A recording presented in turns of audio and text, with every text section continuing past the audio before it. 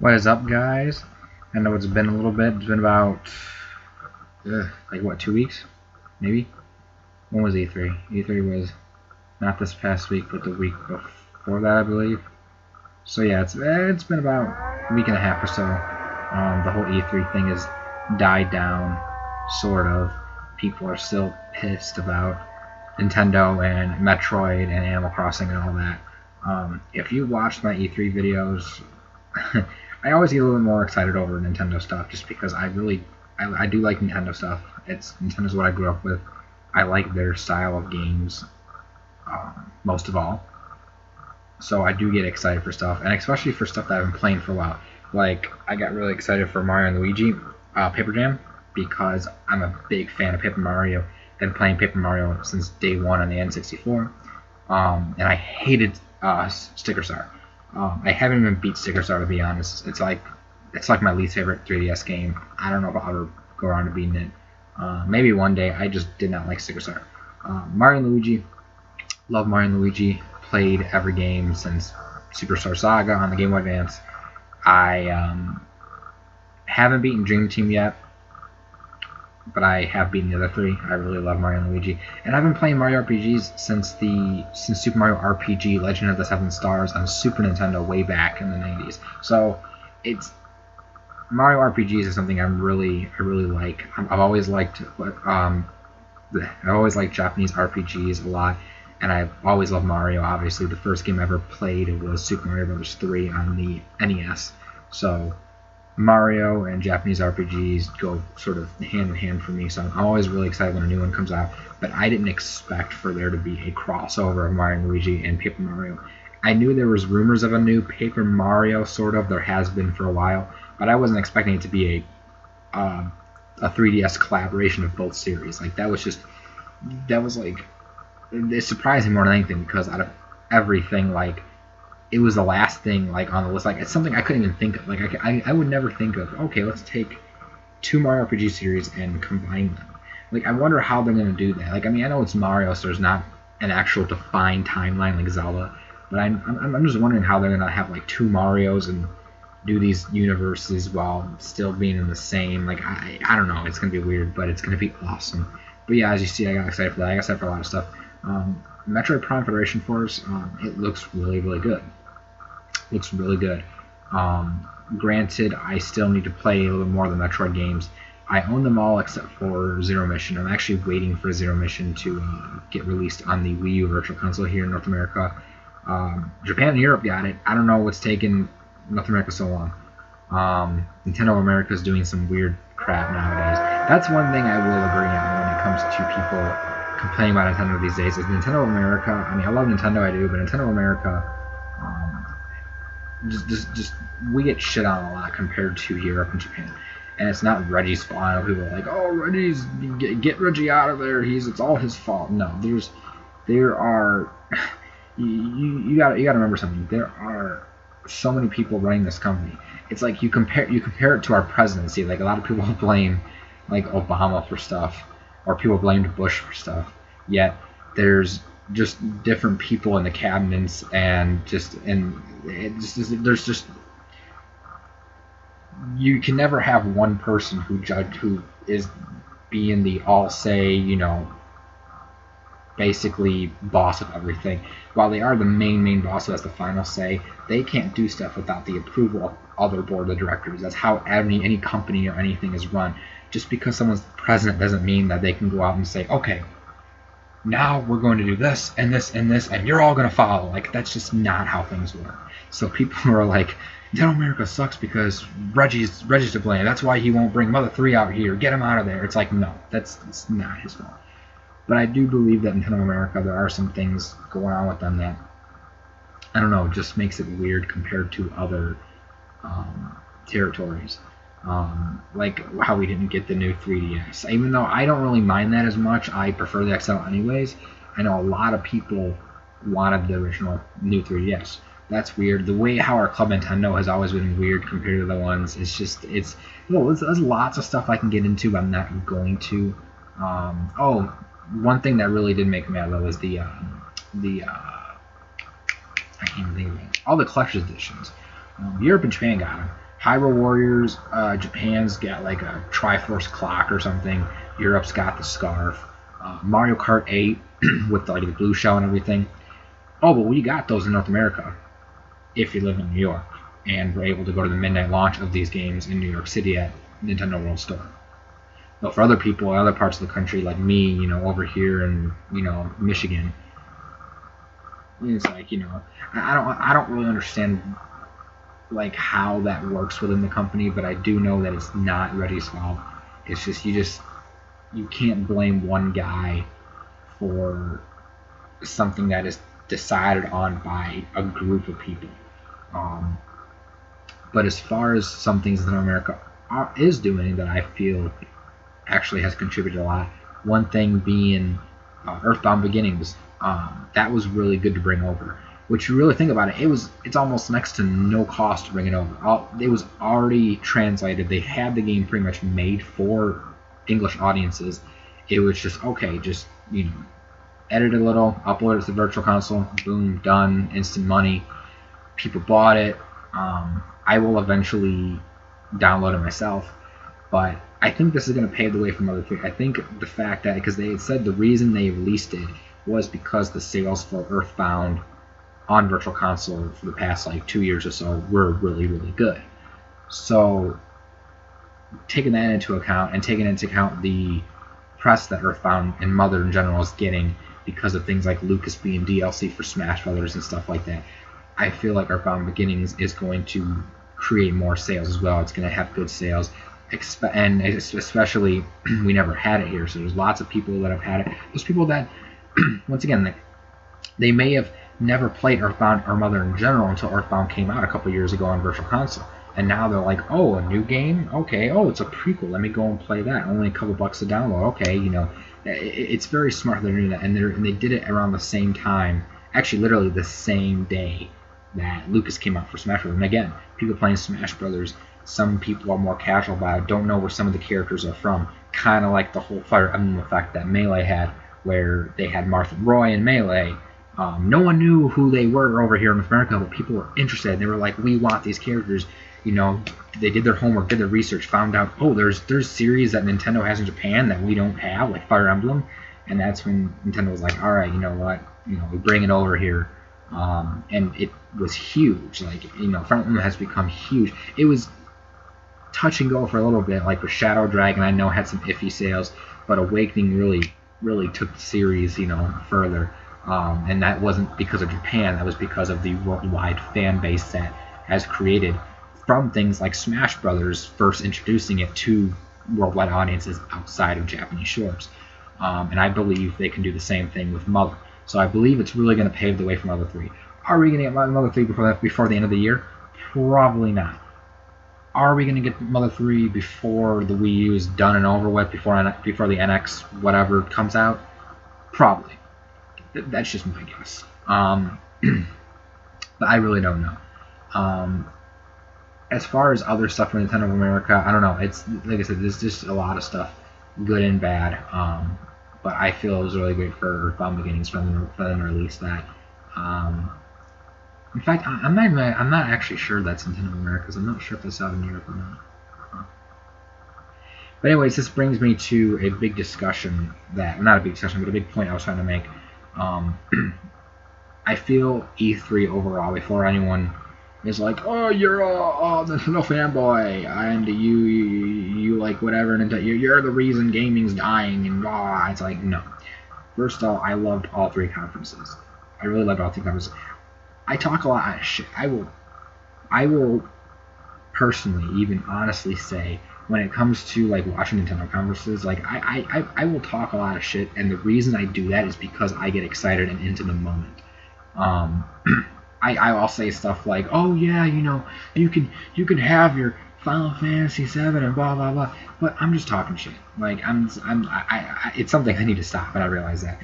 Personally, taking a step back, looking back at E3, I feel like this is one of the best E3s we have had. All three companies did well. I feel like Sony did exceptionally well. Sony pretty much had the best conference they ever had. A lot of stuff people wanted, including myself. I was really looking forward to The Last Guardian. kind of bummed that there's no PS3 version, but after reading about it and reading like the reason we haven't had it for so long, oh my god, my computer's being a little no screensaver. But the reason that it took so long is because it wasn't performing on the PS3 hardware. So in that regards, I kind of understand why they sort of let it fall off the radar, because they were moving it over to the PS4. Because the PS4 is obviously a lot more powerful than the PS3. And for a huge game like Last Guardian, just with the just what it's trying to do, it's a very ambitious game, very huge in scope. I mean, it does not surprise me that it was not running properly on the PS3. So, you know, E3 over, like I said, Microsoft's giving me more reasons to get an Xbox One. I've always wanted a PS4, but I've always said I'm going to wait for more games to come out. I believe now the time is right. I am going to get a PS4 in the coming months. I will probably do an unboxing for it, even though it's been 2-3 years late. But no, 2 years, 1.5, 2 years, not 3 years. I'm getting 3 years wrong. I'm thinking of the Wii U or something. I don't know, but yeah, I will be getting a PS4. A couple games I want to get for it too, right off the bat. I do want to check out the Order 1886, but I'm waiting for it to go down, very down in price, because I don't want a game that I can blow through in 3 hours. Even though it does look good, it does look like a good 3 hours, I'm not spending $60 on 3 hours. I'm just not going to. Bloodborne is something I'm going to look into. Infamous Second Son, definitely. What else was there? Knack. I played the demo for Knack. Knack's a pretty solid platformer. And sort of beat him up. Trying to think what else there was. I can't really think of anything. The main things I want to do though is I want to get the PS4 before the fall, before September and October probably, because September has Tony Hawk 5, which I definitely want to get. I'm a big Tony Hawk fan. Tony Hawk the video games. I did follow skateboarding a little bit when I was younger, but it was kind of like a fad. I never really stuck with it. I had like a ton of like tech decks and tech deck dudes, and I follow all the skaters, watch X Games and stuff. I look into it from time to time, but I'm not like crazy about it. I can't skateboard in real life to save my life. I can't. But the games, I've always been a big fan of the games since day one. Since Tony Hawk's Pro Skater originally came out, not for PS1, but when it was later ported to N64, that was when I first played it. Since then, I have gotten my own copy on the PS1, which is the more definitive, uncensored version, if you will. But really looking forward to Tony Hawk 5. Big fan of Tony Hawk. I prefer the Pro Skater games over the later games, but that's something I'm looking forward to. I actually have an upcoming game list that of all games I want to get across the systems. It's not complete yet. I haven't put Xbox One games on here yet, but let me go over this. By release date, July 14th, there's a new Godzilla game coming out to PS4. It looks really interesting. It's a game I'm looking at. August 11, 2015 is going to be Senran Kagura 2 Deep Crimson for 3DS. I haven't played any of the Senran Kagura games before. I know they're very fan servicey, but I like the action of them. I like how they look. So this could be a game I might check out. I'm not too sure on it. August 21st is going to be LBX Little Battlers Experience for 3DS. I am definitely getting that. The reason I'm getting that is because it's pretty much a modern custom robo game. Pretty much. September 11th is going to be Super Mario Maker. Duh. Have to get that. They recently announced 100 pre-made levels are going to be in that game, so that's going to be sweet. What else? Mighty Number 9 is September 15th. I'll be getting it on Wii U. Just because a game like that I feel would be better on a Nintendo platform and on a console, so I wouldn't get it on 3DS. I know the 3DS version is being developed by a different developer or something, but it's going to be the same game or something. I don't know. September 20th is Skylander Superchargers. I may get one version for like Wii U or 3DS and get another version down the line because I want both the Donkey Kong and the Bowser, but I don't want to buy the game twice. I really don't know how I'm going to approach that. September 25th is Animal Crossing Happy Home Designer. Of course, I'm getting it. September 29th, as I already talked about, is Tony Hawk 5. October 9th is actually 2 games I want. There's Chibi with Ziplash for the 3DS, hoping to get the Amiibo bundle, and then Uncharted: The Nathan Drake Collection for PS4. as you guys know, I'm a big Uncharted fan. So I actually can't wait for this collection. It's normally I'm against HD collections, and I will admit this is kind of, I'm still not like for it, but I'm curious to play the games. You know, I'll play the games over again on PS4, see how much more beautiful they look, and play as well as the Uncharted 4 multiplayer beta. You know, that's going to be sweet. October 13th is 2 games. Rodea the Sky Soldier for Wii U, which I already have the limited edition bundle pre-ordered on NIS's website, and then which comes with the Wii version as well, which is pretty cool. And then Dragon Quest Heroes for PS4. One of the main reasons I want a PS4 right now is for that game, Dragon Quest Heroes. I want more Dragon Quest games in North America, so I am voting with my dollars. October 16th is going to be Yoshi's Woolly World, obviously for Wii U, going to get it. October 20th, they did confirm Dragon Ball Z Extreme Butoden is coming to North America on 3DS. This is the first Butoden game we've ever gotten, so it's pretty exciting. And December 4th is Xenoblade Chronicles X for Wii U, which I love Xenoblade, so I'm definitely going to get it. There's other games on here that I have by release window, like for fall 2015, I got stuff like Legend of Zelda Triforce Heroes, Zelda. I'm going to get a day one. You guys know this. Fatal Frame, Maiden of Black Water, and Devil's Third. Those 2 games in particular I want to talk about. A lot of people are going nuts because they have dates in, well, I don't know about Fatal Frame, but Devil's Third has dates in Japan and Europe, and they're going to get physical and eShop releases. Here in North America, Devil's Third does not have a release date yet, and they completely did not talk about it at E3. Fatal Frame was talked about, but only during the Treehouse. But when you go to the eShop, when you go to the Fatal Frame game page on Nintendo's website, it only shows like an eShop logo, like the eShop did like bubble thing instead of a box art.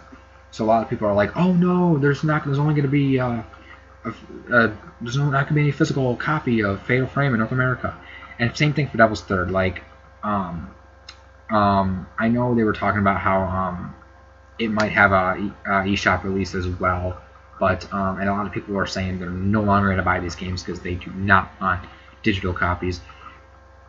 Honestly, if you guys know, if you follow my channel for a while, you know I prefer physical copies. If a game has a physical copy, I get it, even if it means double dipping. I bought NES Remix 1 and 2 digitally as they came out, and then I bought the NES Remix pack when that came out, as well as Ultimate NES Remix on the 3DS. Do I regret it? No, because I liked playing the games when they first came out, and then I liked having the physical copies for my collection. Ultimate NES Remix in general is sort of its own thing too, so that was a plus. As far as other stuff, I waited. I didn't buy the new Super Luigi U DLC when it first came out. I waited for the 2 months for the physical copy to come out, and I paid more to get it because it was more. It costed more than the actual DLC. So as you guys know, I'm a fan of physical copies. Does this disappoint me that there might not be a physical release for these games? Absolutely, because I've been looking forward to these games. Devil Third has looked like a crazy action shooter. It just looks crazy. Fatal Frame looks scary as hell. Fatal Frame series is really, really good. We need more survival horror games in this day and age. So am I disappointed? Hell yeah. Am I going to be one of those people that says, I'm not going to buy it because eShop only? No. Reason being is, again, I'm voting with my dollars. I want more Fatal Frame games here in the US. I want more games like Devil's Third. So I'm going to vote with my dollars and tell Nintendo, look it, paying you guys money for these games, I want more games like these over here. That's just how it goes. And the reason they're doing this is they're not sure of how they're going to perform in North America. Again, Europe's getting physical copies and blah, blah, blah. I don't know what's going on with Europe, but I know from North America's point of view, they're not sure how it's going to perform. They're not sure if they can bring back the manufacturing costs of making discs and going to retail and everything with it. And I understand that, especially for a game like Fatal Frame. Fatal Frame, survival horror is practically, it is so niche. It is one of the nichiest of niche that you can possibly get nowadays with gaming. It's just, it sucks. Devil's Third, not a lot of people are going to play that simply because it's a shooter on the Wii U. People have shooters already on Xbox One and PS4, so not a lot of people are going to give Devil's Third a chance. I am, because I think it looks really fun. But then again, like I said, it's just those reasons. Nintendo sees those reasons. They know that people don't have a lot of interest, unfortunately. So they're sort of testing the waters by making them eShop only. Who knows? We might get physical copies in the future, but as of now, I am going to download them if they are eShop only. If they have physical copies, I'm getting them physical. But otherwise, these games look good. I want them. I'm going to download them. Anyways, I'm about done here, guys. One last thing I want to talk about. My Wii U had to be sent in for repairs. I was actually getting it repaired for the gamepad was messed up. My gamepad has been having syncing issues. It made it really hard to play Splatoon because I would just be I couldn't keep it like if you notice my Wii U's gone. It was right here. I don't know if you guys can see it in my entertainment center. My Wii U is right here. Right now it's in the middle. I would have my gamepad sitting up right here on its stands, and then pretty much be playing Splatoon, and I couldn't have it I couldn't sit this far away. I'd have to be sitting right here, literally a foot or two away from the system for it to connect. And even holding the gamepad level, it would still disconnect randomly. And it was like that for you can't use the gyro with it because of you can't tilt it because it loses connectivity. It was just messing up. So I sent it in to Nintendo, got it repaired, and it's on its way back to me. So I haven't had my Wii U to play in about it's been about a week and a half. I should be getting back tomorrow. I actually got the controller, the gamepad back today, which was odd. But the system's coming tomorrow, supposedly. So either tomorrow or Wednesday. Probably tomorrow. That's what the tracking says. In the meantime, I've been playing a lot of GameCube and some PS3. GameCube-wise, I just want to show off the games I've been playing. Star Fox Adventures, I played a little bit more of this. I never played Star Fox Adventures back in the day. This is actually a friend of mine's copy, so I've been playing this. Actually, as you can see, it's in my GameCube right now. Really, really good. Reminds me a lot of Zelda. Wave Race Blue Storm, I feel like this is underrated because came out with the GameCube's launch, got overshadowed by Luigi's Mansion, and then a week later by Smash Bros. Melee. So, but it's really good. I know a lot of people have not played this one. A lot of people have played the N64 one. It's just as good, if not better, than the N64 one, in my opinion. F-Zero GX recently got this, as well as Battalion Wars as well. These I recently found in my area at a flea market. Battalion Wars was complete. F-Zero GX was not, but just doesn't have the manual. Everything else is good on it, so can't complain. F-Zero GX, it's awesome. It's F-Zero. Battalion Wars, really, really nice real-time strategy third-person shooter. Really underrated because I don't remember ever hearing anyone talk about this back in the day. So, and then of course, playing some Smash Bros. Man, just a little bit, simply because I miss Smash Bros. Wii U right now. Yeah. And then for PS3, I played a little more of the, because I'm throwing my games around, a little more of the Sly collection. Still playing Sly 2. I'm actually on chapter 6 or 7. And then, of course, Kingdom Hearts 1.5 and 2.5. 1.5 is actually in my PS3 right now behind me. I was just got done playing it for tonight. I'm playing Rechain Memories. I'm right now in Sora Story right now.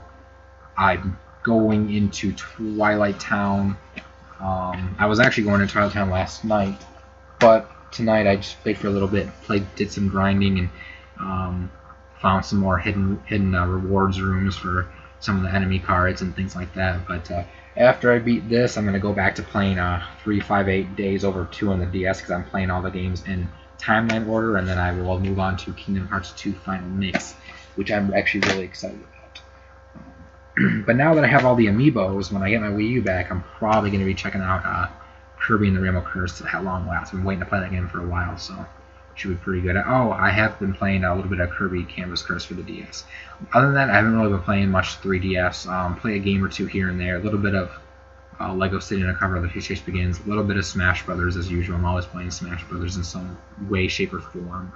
But yeah, that's about it. This is a vlog / game for thought / update / E3 thoughts, things all cobbled together, and they had a baby and it became a fountain or something. I don't know what I'm talking about. But anyways, I'll make some more videos soon.